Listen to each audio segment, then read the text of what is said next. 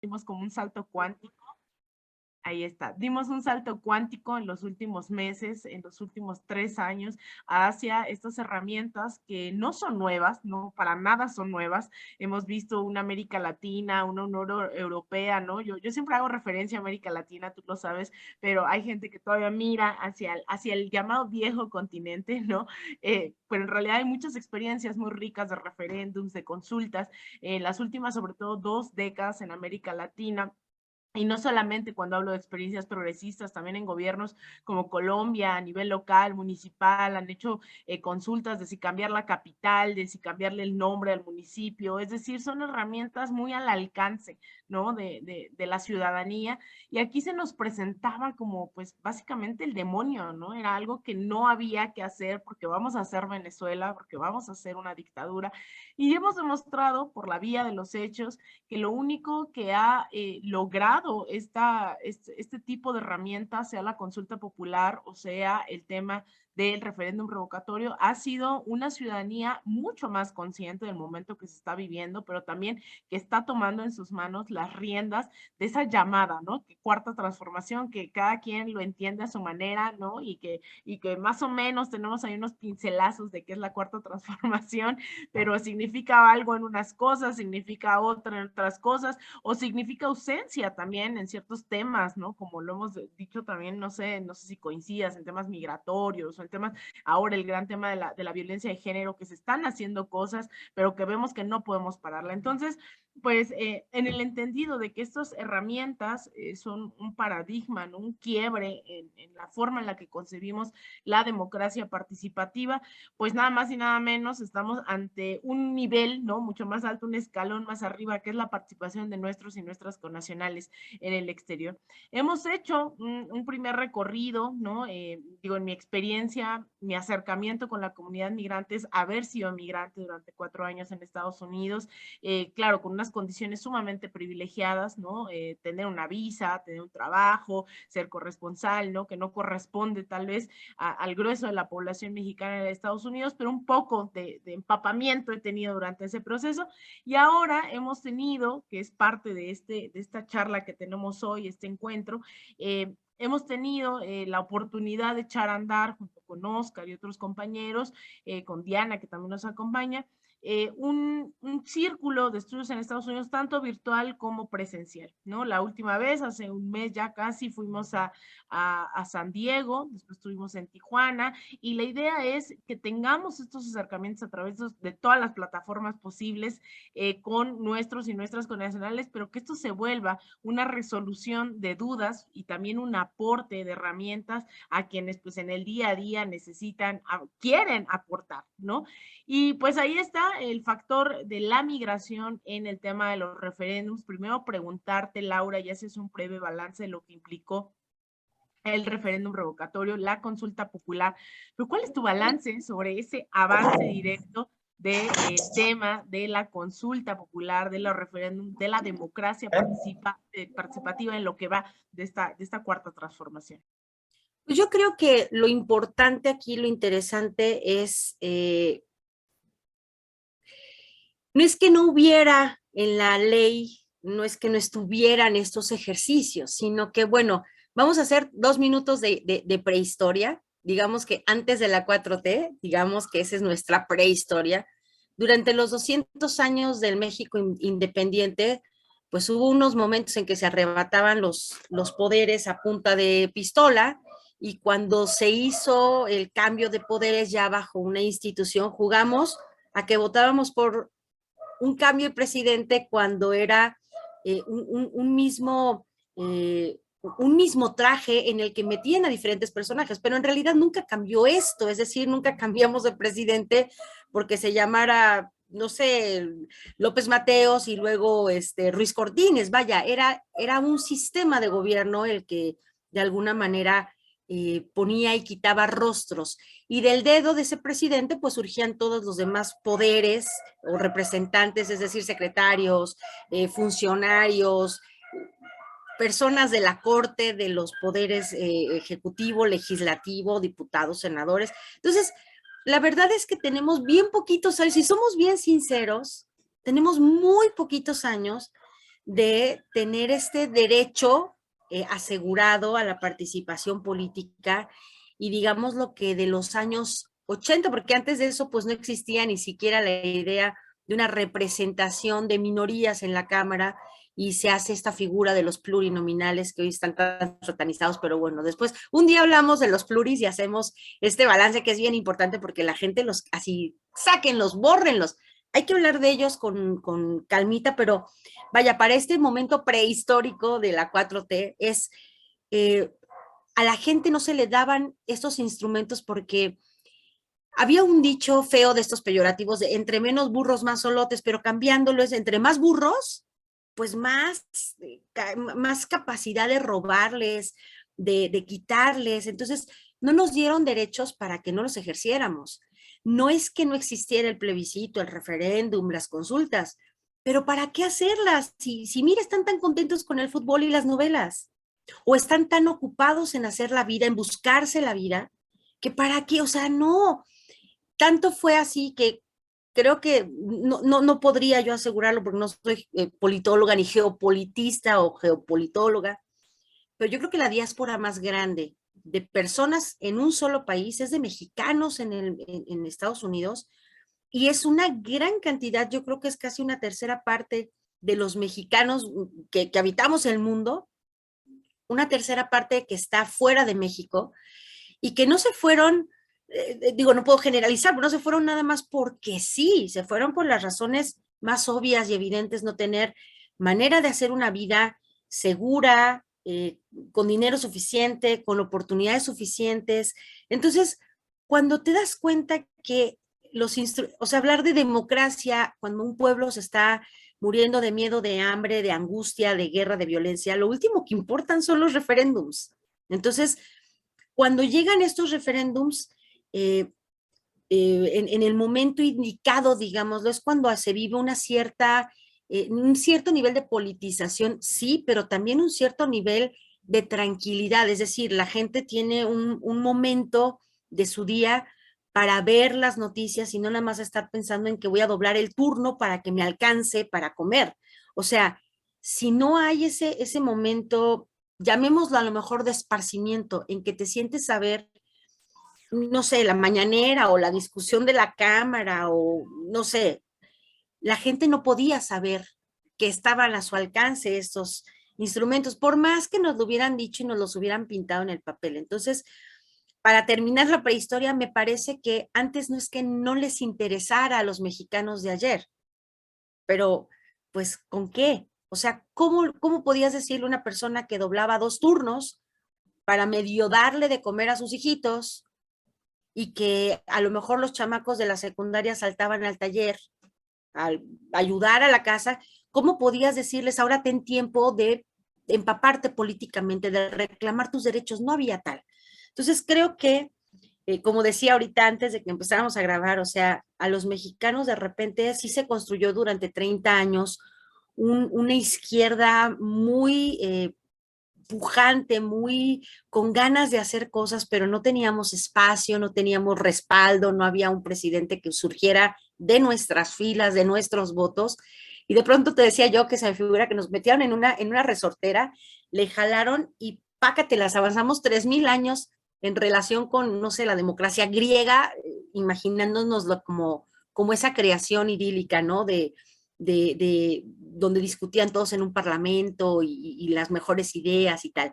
Entonces, hoy tenemos estas herramientas y las hacemos propias porque tenemos esta sensación de, primero, nos pertenece hoy el país, que eso es algo importante, y por otro lado, sí nos da el tiempo porque a lo mejor la gente gana un poquito mejor. Y luego, bueno, pues hablando acá con los hermanos migrantes que se la han rifado cañoncísimo y ahora sí que no han dejado caer a sus familias aquí en México durante esta larga pandemia. Entonces, me parece que sin haber borrado, o sea, es una ilogicidad decir, ya no hay pobres, ¿no? Si hay pobres, el problema es que sí ha subido, el problema es que se creía que todos los pobres tenían que ser pobres e ignorantes.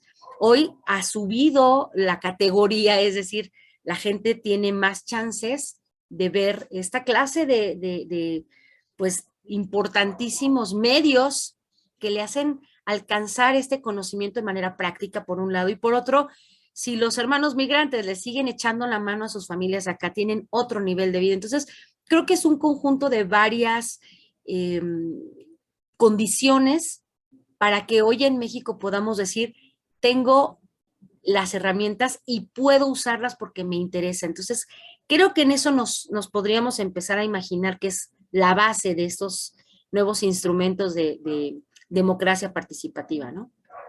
Totalmente de acuerdo. Yo creo que incluso a veces se olvida, ¿no? Ponemos sobre la mesa muchas veces aquí en este espacio que a veces se olvida que la gente a veces participa más en este tipo de esfuerzos, ¿no? De justicia, de reparación, justamente porque ellas y ellos son los y las exiliadas de estos gobiernos neoliberales, ¿no?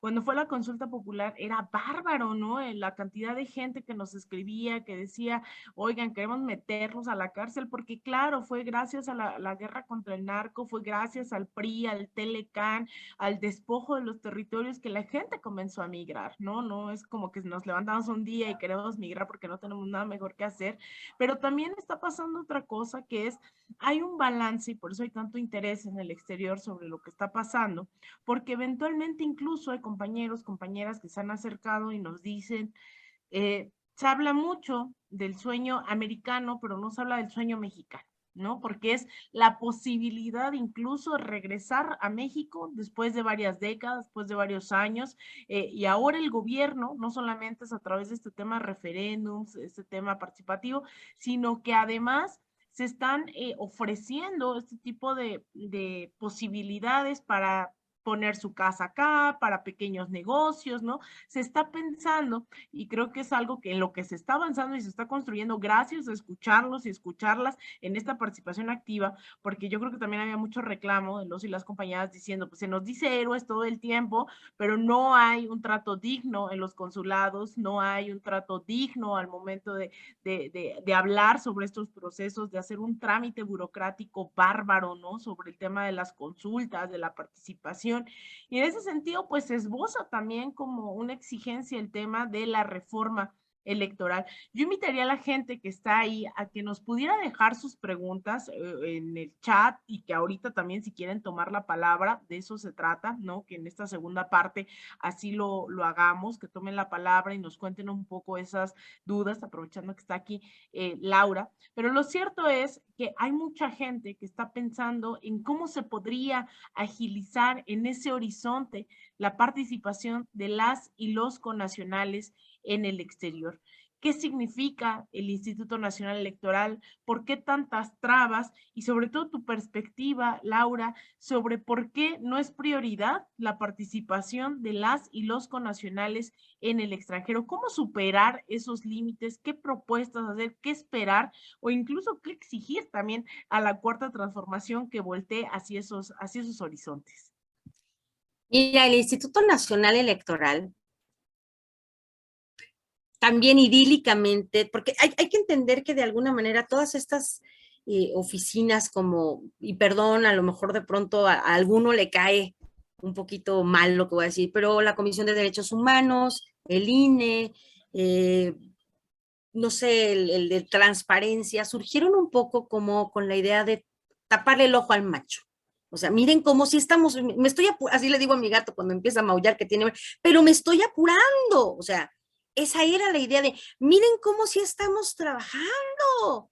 Es decir, crearon todas estos organismos que hoy son cientos, parecen quistes, con la idea de decir, miren cómo si nos preocupa. Crearon una legislación que si bien a nivel técnico es buena, por supuesto que es mejorable 10 veces, y crearon una idea de organismo que llevar a cabo las funciones administrativas de las elecciones, porque acordémonos que antes del 80, bueno, en la elección de 88, antes de 91, que es cuando se crea, la idea de llevar a cabo las elecciones la hacía la Secretaría de Gobernación, o sea, nada más ilógico, pero bueno, eran juez y parte. Y entonces se crea con la noción de que iba a ser un organismo ciudadano, iba a estar operado por ciudadanos como ocurre en el 99.9 de organismos electorales del mundo, llamados como un poco los jurados en Estados Unidos, para que, ahí está, Ya. que es un poco llamado como los jurados en Estados Unidos, para que lleguen y ejecuten unas tareas. En el caso de los colegios electorales en el mundo se instalan entre 8 y 3 meses previos a una elección, porque hay que capacitar a la gente, hay que decirles cuáles son las funciones, qué es lo que van a hacer, pero no tienen ni el protagonismo ni la permanencia enorme que hoy tiene el INE. Y justamente esta... ¿Ya? No, ahí está. Justamente este organismo... No sé qué creo pasa. que lo que nos han hackeado y no sé si es el caso esta vez otra vez. Pues ya. La sacaron. Está bien. Adelante.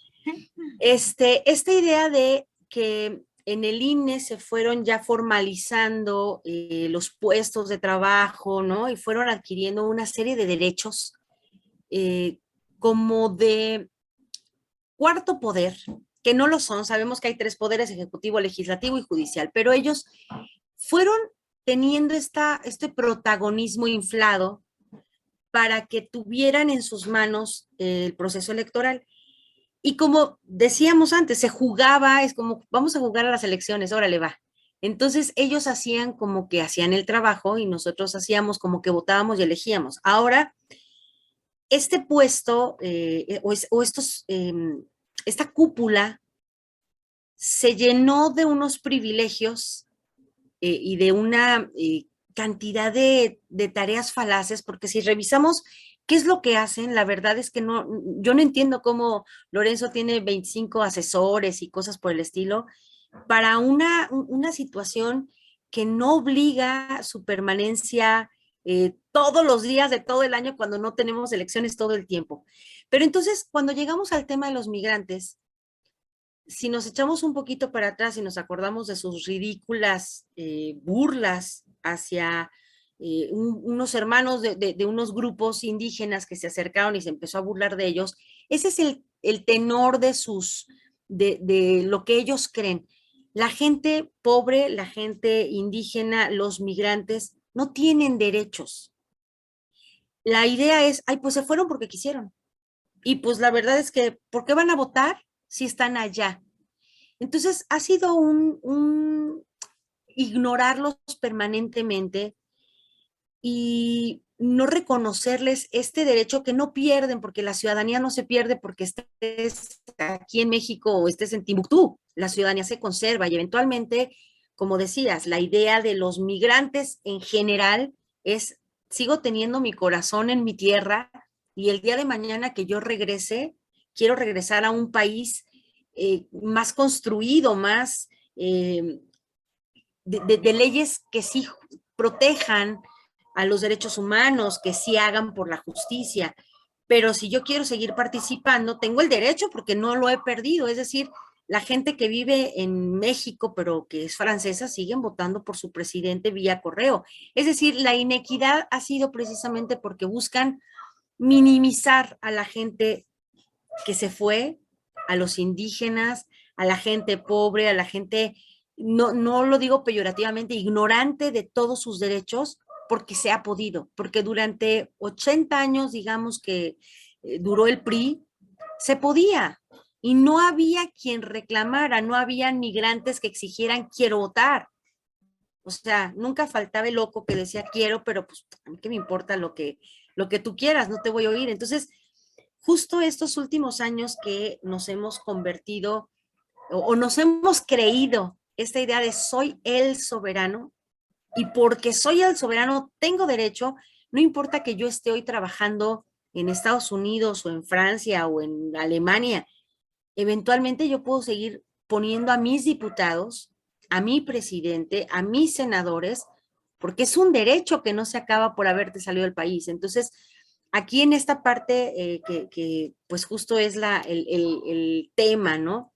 Tenemos esta obligación de crear o de transformar. No creo que fuera útil quitar un INE y quitar unas leyes para volver a hacer algo muy parecido al INE y unas leyes muy parecidas a las que tenemos. Me parece que es más útil podar y transformar, quitar a los que están y verdaderamente hacer una institución, un órgano administrativo cuyas tareas se fijen en temporalidad, en primer lugar, que diga, bueno, va a ser una elección, nos reunimos 3 meses antes y lo organizamos, porque tampoco es científico, o sea, que no nos engañen, no es una cuestión tan complicada que nadie lo pueda entender en pocas sesiones.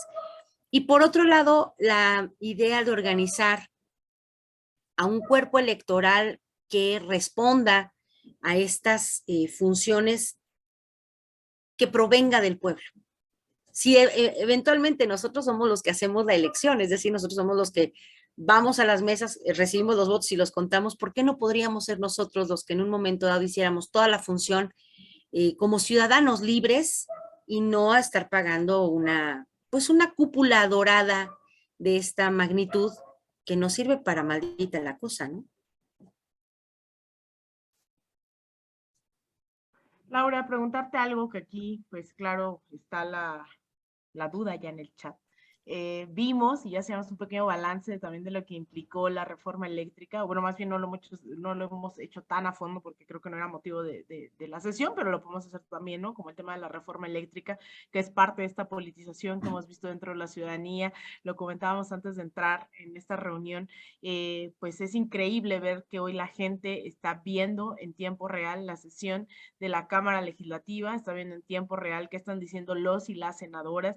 Yo, no, debo admitirlo, siendo periodista y demás, es la primera vez que escuchaba a muchos de los diputados hablar, ¿no? Generalmente estamos monitoreando ciertas intervenciones y demás, pero también las actitudes de algunos y algunas de ellas, ¿no? Me enteré que tenemos una diputada plurinominal llamada Paloma Sánchez que desprecia al pueblo mexicano y salió a burlarse, ¿no? Hemos escuchado ahí a los senadores hablar, pero también preocupa, ¿no? Lo que vemos aquí, el compañero Daniel Bautista nos escribe ahí en el chat, dice, ahí está, hola Daniel, dice, si la votación por la reforma eléctrica el pasado domingo 17 de abril no alcanzó las 2/3 partes, ¿qué nos haría pensar que se alcanzarían los votos necesarios para la reforma electoral? Y este es un tema re importante, ¿no? Te dejo ahí la pregunta, sobre todo pensando, y con eso paso la palabra, pensando en que además, sobre todo pensando en las y los migrantes, nuestros y nuestras paisanas, han sido botín electoral, ¿no? Durante décadas. Entonces, ahí yo lo pondría sobre la mesa, pensar que a lo mejor sí hay gente que está interesada, ¿no? De los otros partidos, a lo mejor en hacer esa reforma electoral, pensando que tienen cotos de poder en el exterior, ya sea también en Europa o en Estados Unidos. ¿Tú qué opinas sobre este tema, Laura? Mira, la reforma que vimos el domingo pasado, la sesión maratónica de 11, casi 12 horas, requería requería 2/3 partes, que es la mayoría calificada, porque es una reforma a la Constitución.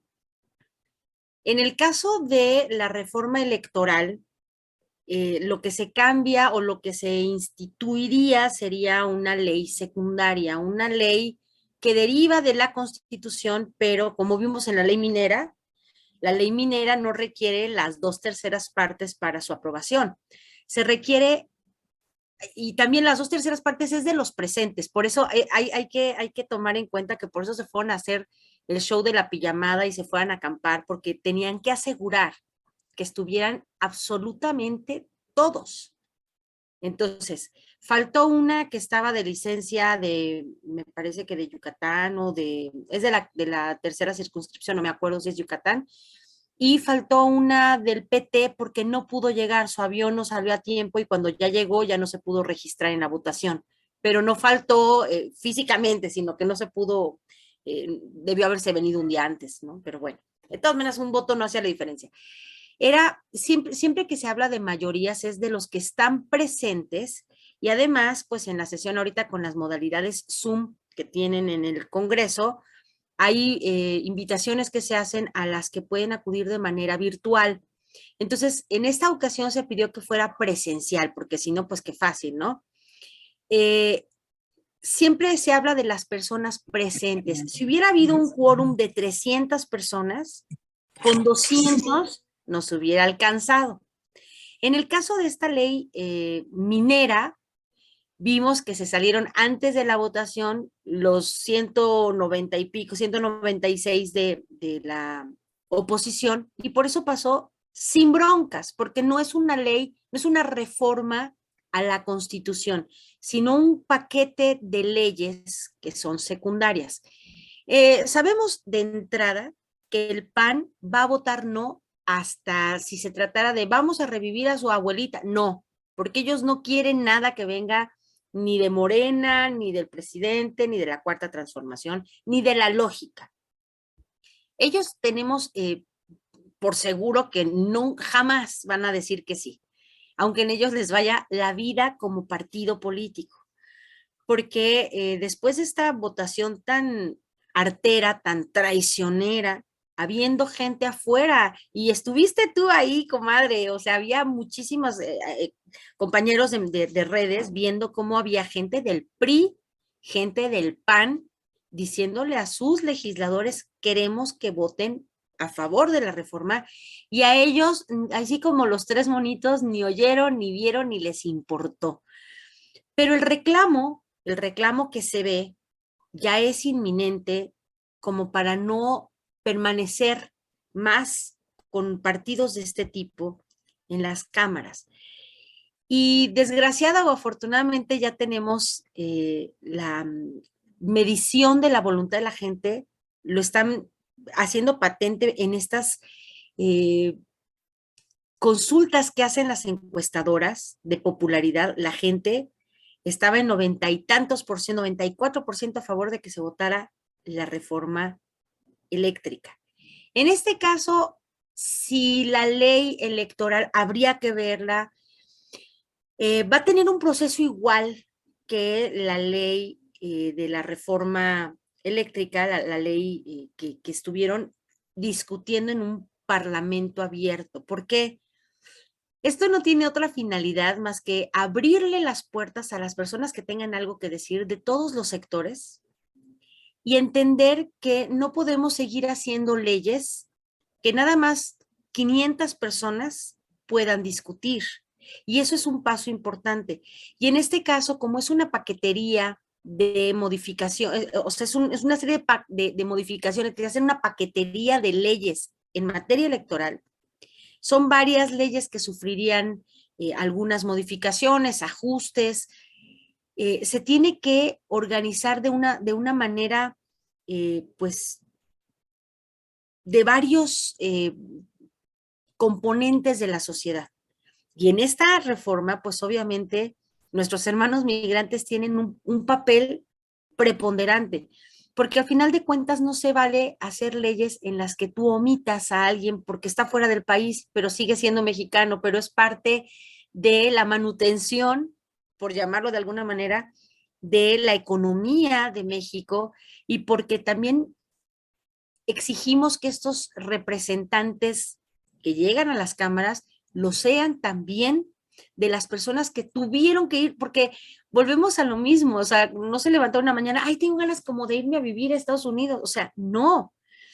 La razón por la que se fueron es la que al final de cuentas nos obliga a voltear a verlos. Se fueron porque el país no les daba las condiciones para quedarse, y eventualmente queremos un país en el que ellos puedan regresar para trabajar a favor de México, para generar riqueza, para retejer socialmente todo lo que implica vivir en un país. Entonces sí sabemos que hay hermanos que se fueron y que ya tienen una familia allá y que difícilmente podrían dejar de vivir mañana, así como, ay, bueno, ya me voy a regresar a México, y se vienen mañana con el perro y no, o sea, pero eventualmente en este país de todos tenemos que hacer leyes para todos, incluidos los hermanos migrantes. Entonces, sí tenemos confianza en que esta mitad, digamos que del Congreso, que por fortuna sí se da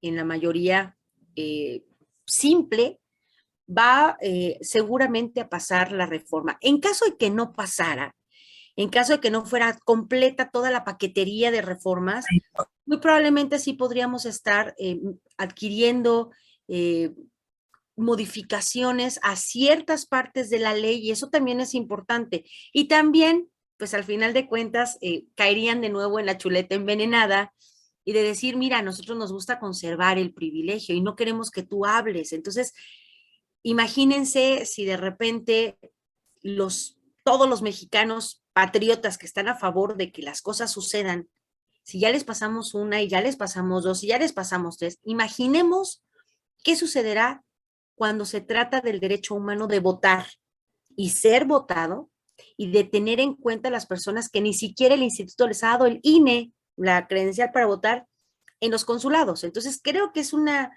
situación que va a tener, ahora va a involucrar no nada más a un secretario o a dos. Aquí vamos a estar viendo también al secretario de Relaciones Exteriores, que va a tener que asumir también un costo alto de no estar escuchando lo que pasa en consulados. Ahí está Nancy Rodríguez de Oro Sólido, cada vez que va presidente en los consulados, no les hacen caso, lo sacan, no les dan, bueno, no les dan chance ni de entrar al baño y dice, sí, lo vamos a ver, el presidente puede tener las mejores intenciones, pero Ebrard no está haciendo suyo. Entonces hay que medirle porque esta es una reforma tanto e incluso más importante que la que se estuvo discutiendo porque esta involucra a los derechos humanos de las personas ya reconocidos, que es el derecho de elegir.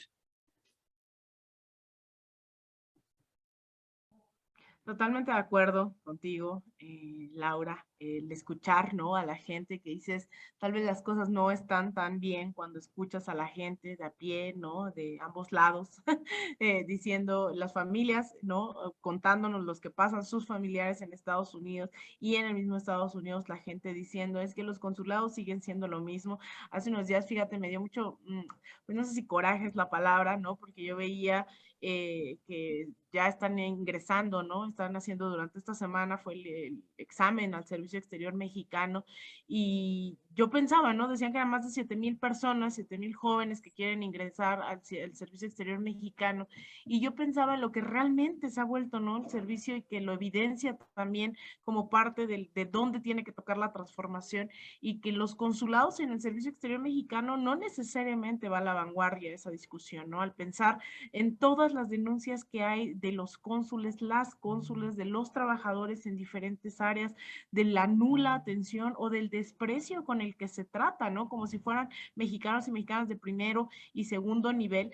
Y yo creo que ahí también hace falta estos debates que a veces luego me tachan nuevamente de radical, ¿no? Pero yo insisto en que este es el momento de presionar y eso no se va a lograr de otra manera que inmiscuyéndonos, ¿no? Y también hay este debate, claro, coincido plenamente, ¿no? La gente que se puede meter de lleno y eso, es porque de alguna u otra forma tiene, no completa, pero medianamente resueltas ciertas necesidades básicas de comer, de vivienda, ¿no? Y que en ese tiempo extra se pueden dar el lujo, porque es todavía un lujo, lamentablemente, que nos podamos inmiscuir de lleno en la vida política de nuestro país, pero eso no evita en hacer el llamado a que nos sigamos involucrando, a que sigamos participando, a que sigamos exigiendo.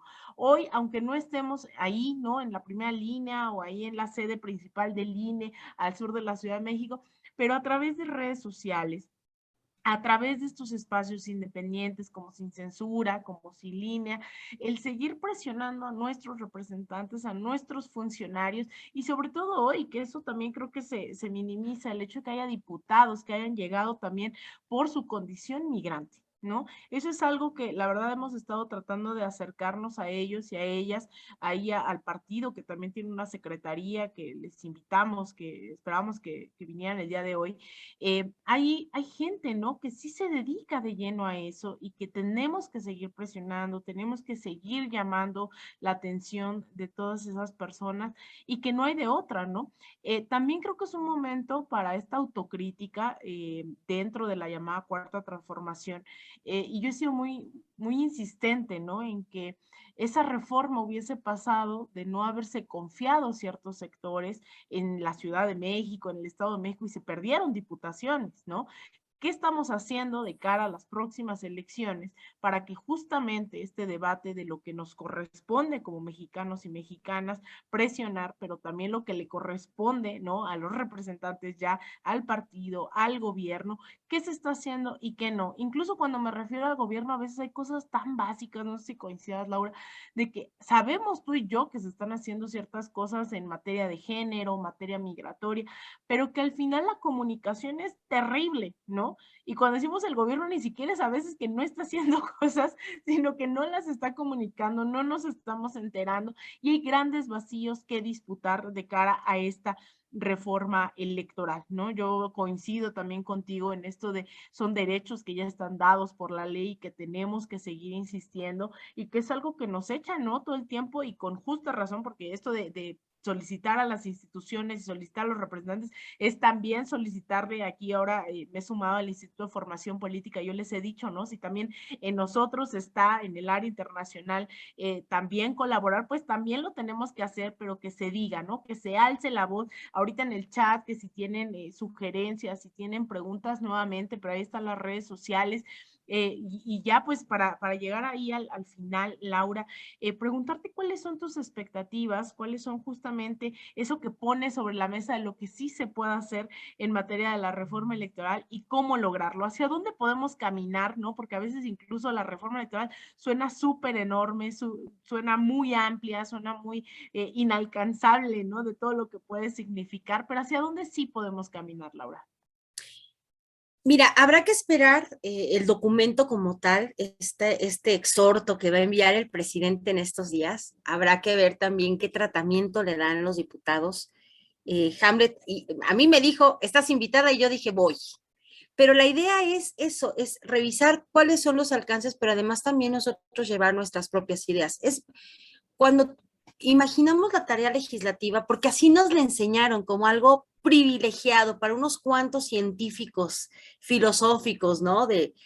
Y cuando no es cierto, no, ni se requiere ser filósofo del derecho para poder acceder a ser diputado. Ni todos los que están, ni todos los que han hecho leyes han sido gente medianamente decente. Es decir, vemos una incompatibilidad contra desde lo que es contra lo que se espera. En la Constitución dice claramente que todos tenemos el derecho de votar y ser votados. Y de repente digo, chispas, también tendría que decir ahí, y la capacidad técnica y la decencia y la dignidad, ¿no? Porque, por ejemplo, Margarita Zavala, que tendría que estar sentada siendo una traidora a la patria, no de este sexenio nada más, sino del de 2006-2012, que tenemos que estar viendo una diputada cabildera que se sienta con el enviado de Enel a discutir una ley eléctrica que nada más le corresponde a los mexicanos.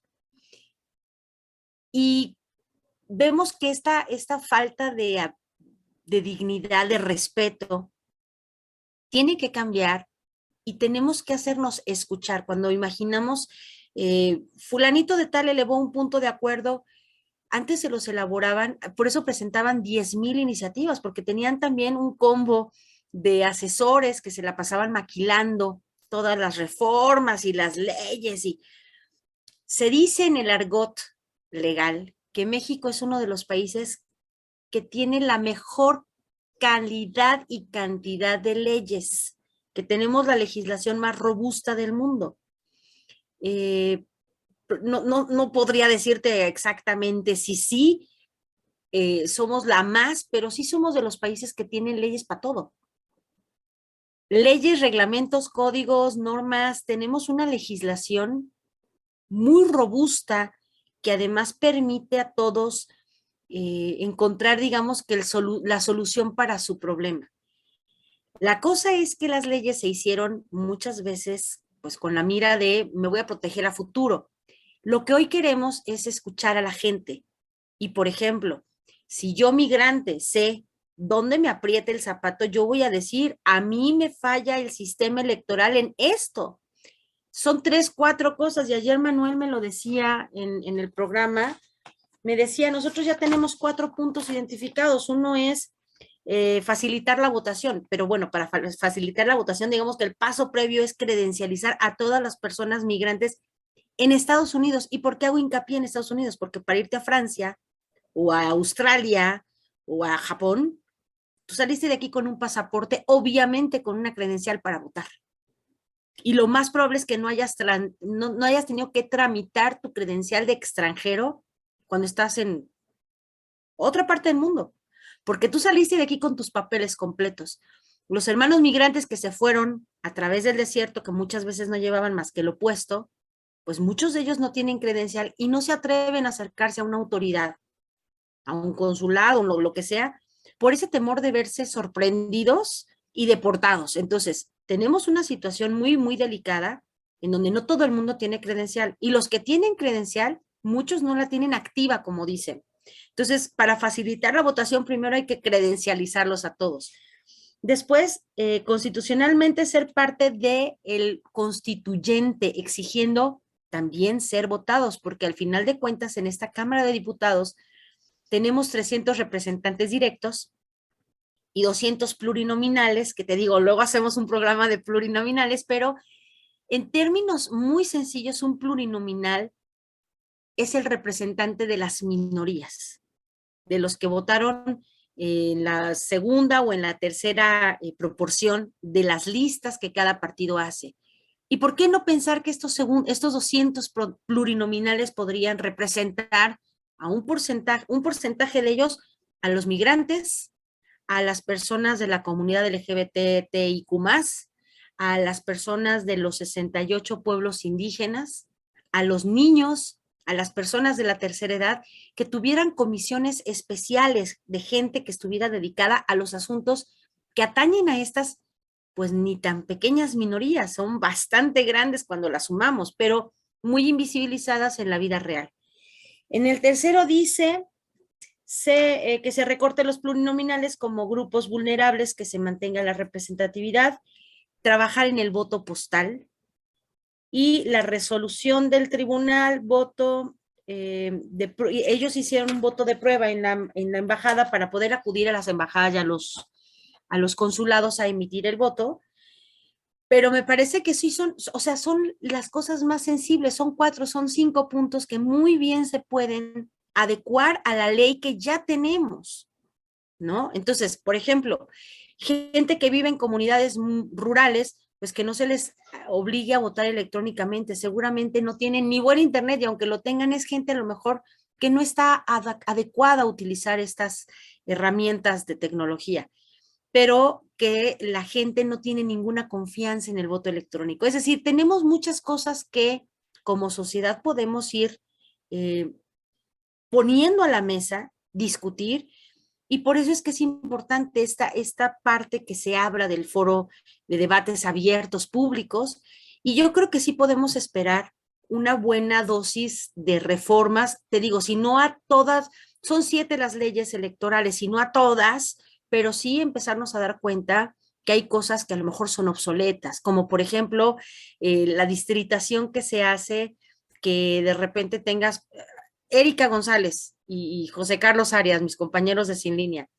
Ellos y los 2 chamacos, los 2 hijos, viven en la misma casa, pero la distritación electoral resultó una cosa rarísima. Los 2 hijos votaron en una casilla, Pepe votó en otra y la de Erika tuvieron que dar vueltas y vueltas y vueltas y se perdieron como media hora. Y dices, oye, vivo en la misma casa, sí, pero la distritación arriba del mapa les pareció que era adecuada. Entonces, revisar verdaderamente con la gente a dónde puedes votar, que sea accesible, que sea fácil, y modificar ciertas cosas que son muy sencillas de modificar, que además representarían un ahorro inmenso de los caudales que el INE gasta. Entonces, hay muchas cosas que podemos empezar a todos. Ahí sí que de tarea, chicos, para la próxima sesión, escriban cuáles son las ideas que a ustedes les parece que podríamos estar sugiriendo, porque en estos debates es importante llevarlas pues a la discusión, a que las escuchen, porque suena feo, pero no es lo mismo un privilegiado que se sube a su carrito, maneja 10 minutos y ya llega y vota,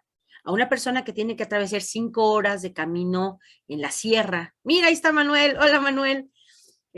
Para ir a votar. Entonces, creo que se trata de eso, de facilitar las cosas y todos tenemos chance de emitir nuestra opinión y de que se escuchara. Maravilloso, mira, ahí está levantando la mano. Adelante, Carlos. Ahí lo escuchamos. Adelante con tu pregunta. Muy buenas tardes, Carlos Fernández de Houston, Texas. Soy parte de migrantes, de la Comisión de Migrantes Progresistas, que hemos estado participando en la Cámara de Diputados y próximamente vamos a estar en la Cámara de Diputados, la de senadores. Creo que el tema migrante es mucho más amplio. Y si me lo permiten, hago un comentario acerca de esta visión. Ya la había platicado con el presidente de la Cámara de Diputados, el compañero Sergio. Algunos dicen que somos 38.5 millones de migrantes. Otros comentaristas han dicho que somos hasta 60 millones. El estado más poblado de México es el Estado de México, con más o menos 17 millones. La Ciudad de México son 9 y algo millones. Y si nosotros en el voto de los migrantes hablaríamos una tercera parte de 10 millones de votos, que definitivamente a alguien no le interesa que nosotros votemos, porque podríamos determinar quién sería el próximo presidente. Nos han ido abriendo las puertas, pero creo que hace falta difusión. O sea, somos los héroes actualmente, pero no tenemos la difusión de la importancia de esos 38.5 millones de migrantes. Y termino con esto. Cuando entra el presidente, participamos igual en la Cámara de Diputados, hicimos el comentario que si al entrar el presidente los ricos sacaran su dinero, nosotros teníamos la capacidad de soportar al país. Y se rieron. O sea, realmente se rieron varios diputados. Tuve la oportunidad de platicar con el compañero Fernández Noroña. Y al escuchar un poco más, dijo, tienes razón, compañero. Tienes razón. Nosotros no lo hemos visto de esa manera. Y después...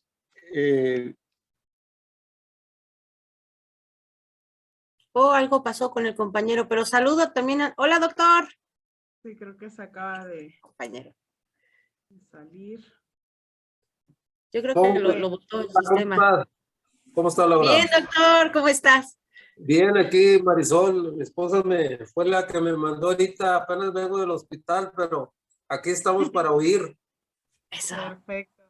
Y hay algo que alguien me dijo, hay algo que alguien me dijo que, digo, a lo mejor no tiene tanto que ver con la revocación, pero tiene que ver con la iniciativa de reforma electoral que va a mandar el presidente probablemente miércoles o jueves, se dice, junto con lo de la Guardia Nacional, pero no la va a mandar a la Cámara de Diputados, ojo, la va a mandar a la Cámara de Senadores.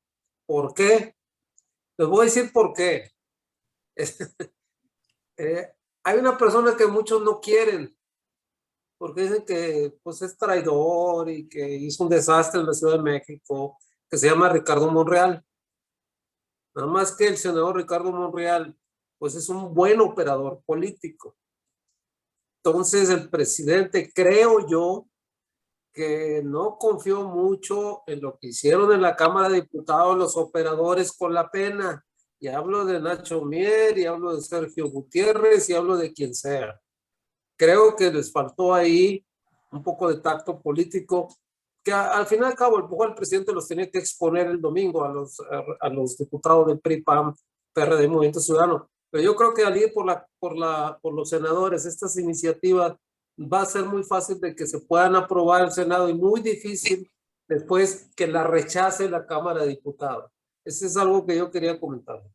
Pues ya veremos ahí. Muchas gracias. Vamos a escuchar el final de la intervención de Carlos y vamos con Humberto. Gracias, perdón. Sí, les comentaba sobre el comentario que hicimos y el resultado actual es que se duplicó el envío de remesas a México y nosotros aquí, comentaba precisamente con Manuel, hicimos una labor de un cachito más, una yarda más, aporta un poco más y miren el resultado. Entonces, nosotros tenemos, creo, una importancia que no la han visualizado en la Cámara de Diputados ni en la de Senadores, que no le han dado la importancia, pero los medios nos pueden ayudar a visualizarnos y así también involucrar a la comunidad mexicana para que comience a presionar. Y creo que de esa manera sí podemos hacer cambio. Ahora, es muy importante tener el tacto para dialogar con aquellos que no están de acuerdo, para invitarlos a que vean la importancia de que nosotros podamos participar en las próximas elecciones, por ejemplo. Y de aquí, pues, yo creo que facilitaría el poder otorgar la credencial de elector y preparar todo, ¿no? Ahorita se hizo un experimento después de una reunión con el INE que tuvimos de hacer la votación electrónica. Con eso termino y gracias por la oportunidad. Muchas gracias. El compañero Humberto, adelante. Muy buenas tardes. Yo creo que lo primero que diría es de que fue acción afirmativa que los representantes del MC como Elvia Torres demostraron su verdadera migración o partidarios. Que Eliseo Compeán del PAN junto con Nora y con otro compañero ahí de Jorge Isuza, también 3 de ellos lo hicieron de la misma manera y hay que tenerlos presentes, igual como María Elena Serrano del PRI. Eso es la representación de acción afirmativa que nos dio el INE. Yo creo que lo primero que hay que estar conscientes es lo que Manuel apuntaba, de que hay que buscar las reformas que a nosotros nos conviene, que a nosotros nos beneficia y no a los partidos. Estoy en este momento ponderando una situación que es muy real, porque existe desde el polo norte al polo sur y del este al oeste una situación política muy real. O sea, tenemos un presidente que es el orgullo de todos nosotros, más sin embargo tenemos una Secretaría de Relaciones Exteriores que actúa muy diplomáticamente, pero no tiene las tácticas para poder demostrar que está del lado de los migrantes. Entonces, en ese sentido, tenemos que forzar la acción afirmativa, y acción afirmativa principalmente quiere decir que la representación que tenemos es real en términos de nuestra participación de los migrantes en relación al primer voto que se da, donde podemos medirnos cómo políticamente hemos avanzado, y hemos avanzado mucho, mucho, créame. Estamos hablando de que la acción afirmativa nos dio una mayoría de un 76% en esta última votación. Entonces quiere decir que estamos ganando y no hay que confundirnos, hay que seguir con ese ritmo. Ahora, el elemento, aparte de los números que está diciendo el compañero, de los 30 millones de votantes que podemos ser, de la diferencia que podemos hacer, yo creo que debemos darnos la tarea. Monreal es un ejemplo claro, anti-migrante, anti-laboral y laboral, les digo, porque él es el que operó en Tamaulipas y todo eso, y tenemos una senadora que tiene un sindicato independiente, que es Susana Prieto, que ahí nos dimos la madre en esa lucha, pero la ganamos. Y esa lucha es la fuerte. También tenemos que añadirle esos números, que están 3,000 gentes siendo deportadas diariamente y nadie ha dicho nada.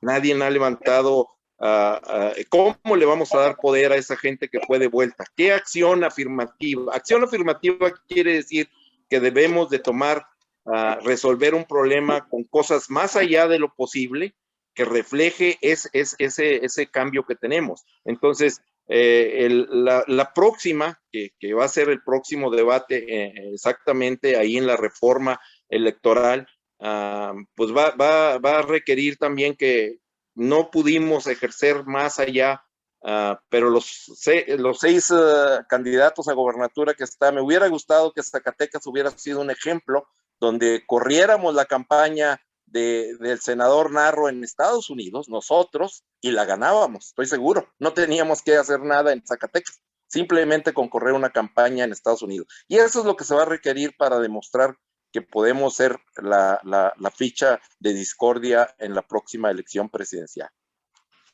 Muchas gracias. Muchísimas gracias. No sé si el doctor quería otra vez participar y con eso cerramos antes de darle la palabra a Laura. Yo creo que lo que están diciendo es muy interesante, sobre todo la gente que vive allá, sobre todo en Estados Unidos, que tiene que haber un mecanismo, como dijo alguien, el voto electrónico. Puede haber manipulación, pero es más seguro el voto electrónico, pero darle la oportunidad a nuestros compatriotas que están allá para que puedan votar. En línea, desgraciadamente, actualmente, pues no, él está en contra de la cuarta transformación y lo que se está haciendo. Y a él no le conviene, como ya se ha dicho, a Lorenzo Córdoba y Noé Murayama, que la gente de Estados Unidos vote, o que mexicanos que están en el exterior, como se dice. Entonces yo creo que es importante ver el mecanismo para meterlo en esa reforma electoral. Es muy importante. Yo lo que les decía de Monreal, pues ya lo conocemos. Lo que quiero decirles es que va a ser a través del Senado para que no se golpetee la reforma electoral, porque ya los diputados del PRI, PAN, sobre todo he oído por ahí algunos del Movimiento Ciudadano que no van a querer aprobar lo de la Guardia Nacional ni la reforma electoral. Yo le hablo del punto de vista de que se apruebe para evitar un problema, que sea a través del Senado. Pero el punto tiene que entrar esto del voto electrónico o de alguna manera que voten todos los mexicanos en el exterior para que pueda avanzar todo esto. Gracias. Muchas gracias. Pues adelante, Laura, recopilando todas estas, pues ya lo decíamos, ¿no? Hay bastantes quejas justificadas totalmente, que a veces pareciera que la transformación no cruza frontera, ¿no?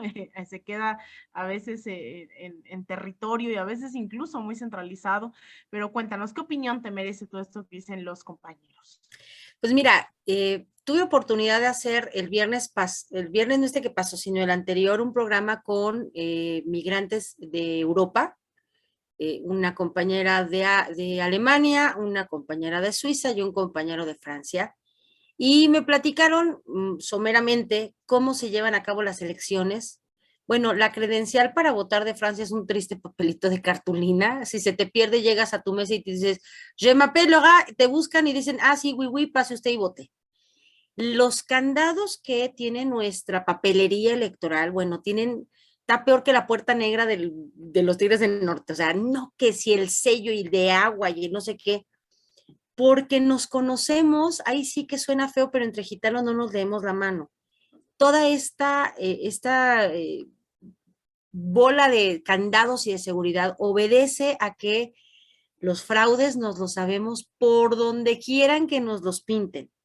Y por eso es que hoy con este INE sería, me parece imposible creer que una votación electrónica sería totalmente manejable o aprobada por la gente. Fíjate, de los millones de mexicanos que viven en el exterior, apenas 17, y eso lo hablábamos ayer con Manuel Castro, 17,000, 18,000 lograron pasar la primera etapa de solicitud de voto electrónico para lo de la revocación de mandato. Y solo 8,000 personas 8,000 y piquito, pudieron hacer el trámite porque el sistema a muchos no los dejó. Entonces, no podemos creer en todas las bondades que una votación electrónica podría tener en tanto tengamos en la cúpula del sistema a personas opuestas totalmente a esta cuarta transformación. Y no es lógico, o sea, la ley dice que las personas que ocupen los cargos más altos del Instituto Nacional Electoral tendrán que tener una especie como de blindaje y no sentir nada y entonces estar apartados de un proyecto político. O sea, es una mentira, creo que nomás los gatos están apartados de un proyecto político. La gente en realidad siempre tiene su corazoncito para un lado o para otro, pero es ilógico creer que estos funcionarios hoy van a abrirse a un cambio. Hoy lo leí en la mañana, ayer me parece que salió la noticia y que decía Lorenzo Córdoba, no, ¿para qué hacemos una reforma? Operamos magníficamente bien para la elección de 2024. Claro, con sus parámetros todo está bien, pero ¿qué es lo que refleja? Y lo hemos platicado con Vicente ya varias veces, viven en su república, en su palaciega idea de lo que es el país. Para ellos, la república del Twitter y la república del Facebook son parte de su feudo. Mientras que ellos emitan sus lindos comunicados, sus hermosas infografías, igual en el tribunal hacen unas infografías maravillosas, sintetizan la ley en 3 monitos, mientras que ellos las emitan, ellos suponen que ya le llegaron a todo el mundo. Y se olvidan que apenas el 30% de mexicanos tienen acceso a Internet y que de ese 30%, una minoría, no me atrevo a decir que de ese 30%, a lo mejor un 15% del 30% tenga interés en meterse a ver qué rayos dijo el INE en su canal de Central INE. O sea, viven en una burbuja y suponen que decir que todo está bien, como dijeron, estamos preparados para la votación de la consulta, pues estarían ellos, pero en la vida real no sucedió. Yo me fui, le dediqué medio tanque de gasolina a ver cómo estaban funcionando las casillas aquí en Cuernavaca, y había gente que dice, no, pues a mí me ponían la casilla aquí y ahora tengo que ir lejísimos y no tengo dinero, pues es gente a lo mejor, Cuernavaca no es precisamente una ciudad de gente rica, aunque haya enormes casas y enormes quintas, el pueblo no es rico, y gente de la tercera edad que quería acercarse no podían porque estaban lejos de su casilla habitual. Entonces, ¿qué es lo que necesitamos? Verdaderamente revisar en dónde te aprieta la chancla. Las reformas políticas siempre tienen que obedecer, el derecho es así, y por ejemplo, con la medicina, o sea, tú no puedes hacer un tratado sobre una enfermedad que no existe, que no han estudiado otros previamente. Igual ocurre en el derecho en general. Tú no puedes crear una ley que evite algo que va a pasar en 30 años. Primero tiene que ocurrir el hecho y luego tienes que crear la ley. Pero cuando una vez la ley ya está trabajando, digamos, está operante y vigente, te das cuenta que ahora ya te queda chica. Por eso se le han hecho 1000 y pico de reformas a la Constitución. Porque no es lo mismo los tiempos de 1917 que de 2022. O sea, no puedes hacer una ley, una norma tan rígida que no atienda a la evolución de los hechos humanos. Por eso es que las leyes, digo yo que no hay que tirarlas y quemarlas, porque de todas maneras vas a tener que hacer otras que se basen en aquellas que la Constitución de 1917 está basada en la de 1857, que está basada en la de 1847 y así para atrás. Entonces, lo que a mí me parece que tendríamos que estar haciendo y me propongo, o sea, si necesitan, hagámoslo, escríbanme, mi correo es como mi nombre, todo con minúsculas, ceballoslaura@gmail. Oye, tengo esta idea. ¿Por qué? Porque de la gente surgen las ideas. Y si tú le hablas a tu diputado y le dices, oye, ¿qué crees? Ya se me prendió el foco. Puede ocurrir que a lo mejor ese diputado que siempre ha vivido en la ciudad le parezca que no haya que moverlo de las geografías electorales, pero tu pueblo que tienes que cruzar 3 horas por la sierra, te das cuenta que es una de las cosas que más te afectan. Entonces, me parece que como tarea sí podríamos empezar a imaginar, a lo mejor uno tiene una idea y a lo mejor otro tiene 2, pero que cuando la sumemos a lo mejor encontramos muchas coincidencias que le ayuden también a los diputados a hacer un mejor trabajo, y además es parte de nuestros derechos y lo dice la Constitución. Las leyes pueden surgir de las cámaras, del presidente y del pueblo. Entonces, el pueblo somos nosotros, pero si nosotros le llevamos esto a los diputados o a los senadores y buscan ellos la manera de armonizar lo que hay con lo que se les propone, es una tarea mucho más sencilla, y que a lo mejor la idea del presidente, y no le podemos restar un paso a su caminata por el país tantas veces, conoce, me parece, que el sentir general, pero hay particularidades que a lo mejor la ley, lo que él proponga, no estén ahí expresadas. Entonces, podemos leerla, podemos revisarla, ver qué es lo que le haga falta y decir, oigan, nosotros la ciudadanía queremos esta adecuación o esta ampliación, o esto nos parece que es excesivo, o ya no queremos que haya una cúpula, o queremos, por ejemplo, sabemos que las elecciones son cada 6 años, la federal, en donde cambia el presidente, el Senado y la Cámara de Diputados, y a los 3 años, la Cámara de Diputados. Pero estamos viendo que en 2021 hubo cambio de unas gobernaturas, en 2022 otras 6, en 2023 otras 2, o sea, nunca terminamos de que haya votaciones.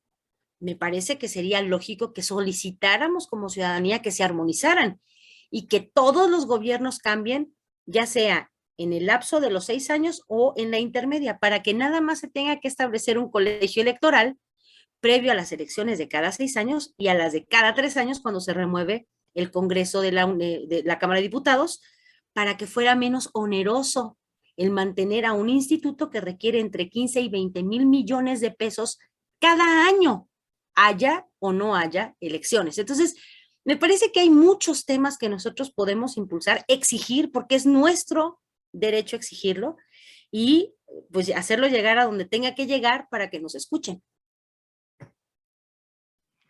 Maravilloso, Laura, pues te agradecemos el tiempo que te has tomado para estar con nosotros, con nosotras el día de hoy, comprometerte, claro, a darte más lata una vez que se haya presentado esta reforma. Me queda claro que con estas formas tan didácticas en lo que explicas todo, eres nada más y nada menos que la indicada para hacernos entender también de qué va lo que se vaya a presentar. Yo te tomo la palabra, ¿no? Y espero que muchos y muchas lo hagan aquí. También, si tienen algunas propuestas, ¿no? Especialmente a nuestros y nuestras connacionales en el exterior que ya hayan identificado, pues ahí está Laura siendo bondadosa como siempre, dándonos hasta su correo electrónico para que la consultemos, para que le hagamos llegar estas sugerencias, estas dudas, y pues nos veríamos, ¿no? Al resto en 15 días, insisto, Laura, pues estás más que invitada y sobre todo pues ya nos organizaremos para invitarte nuevamente formalmente, si es de ser necesario y si así lo considera la gente. Generalmente preguntamos en chats, en persona, cuál es el siguiente tema que quisieran tratar.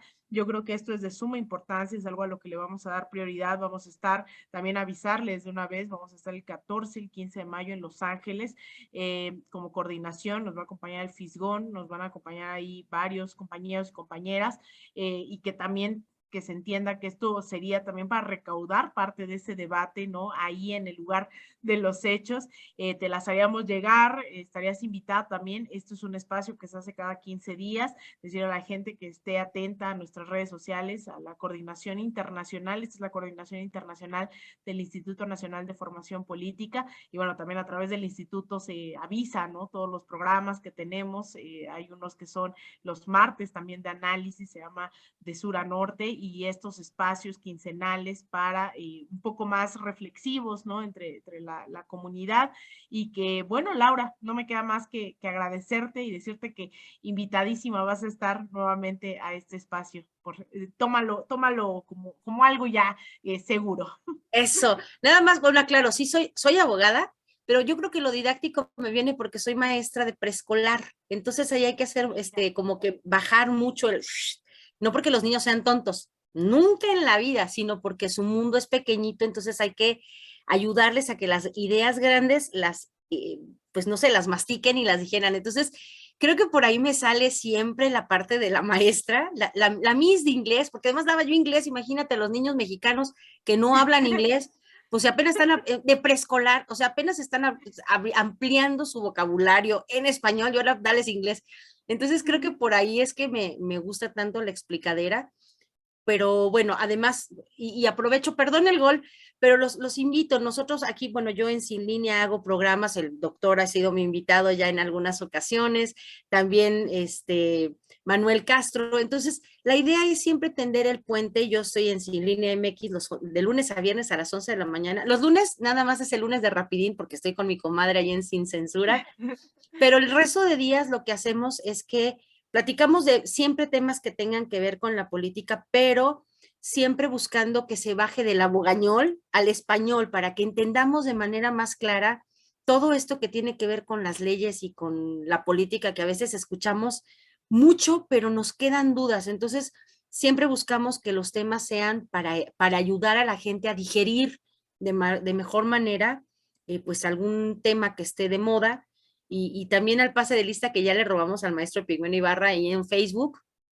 Yo soy Laura Ceballos, sin línea MX, y también en Twitter soy @CeballosLaura, y ahí hacemos el pase de lista a los traidores a la patria, porque nos sobran 223, así que los invito a que también, si gustan ser parte de esta idea de también difundir las caras y los nombres de quienes mañana van a ir a buscar tu voto, porque es lo más probable que salgan con que son buenecitas personas, los conozcamos y no les demos la oportunidad. Ahí tenemos a una Mariana, bueno, ella no es nada, pero a un Samuel García, que hace chapuzas todo el tiempo y sale en TikTok en vez de gobernar. Entonces, sepamos quiénes son, sepamos lo que han hecho, y bueno, pues esa es la tarea que nos hemos impuesto, siempre difundir y desmentir lo más posible. Muchísimas gracias.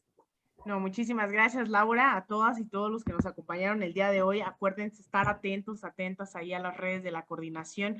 Nos vemos en 15 días, ya ahí veremos el tema del horario para que se puedan sumar. Ahí estaremos lanzando también algunas noticias, algunos análisis, así que pendientes de las redes también de Laura, vayan, síganla.